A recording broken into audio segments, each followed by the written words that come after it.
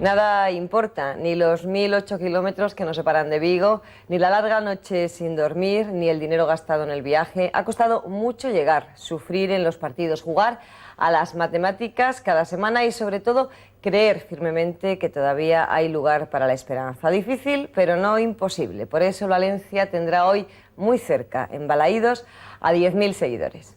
Vamos a dar alegría a Valencia, que no la tiene desde hace 25 años. Gil está cagao y tiene diarrea. ¡No pasa nada! ¡La Liga está ganada!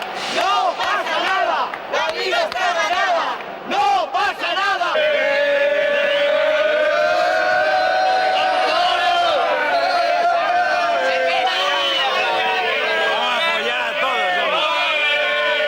¡Ahora sí nos agarre!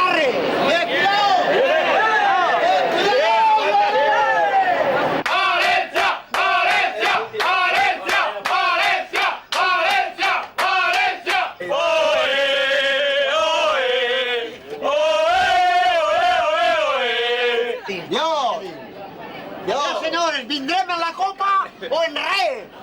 ¡Ahí voy! ¡Ahí voy! ¡Ahí voy! ¡Vamos a ganar!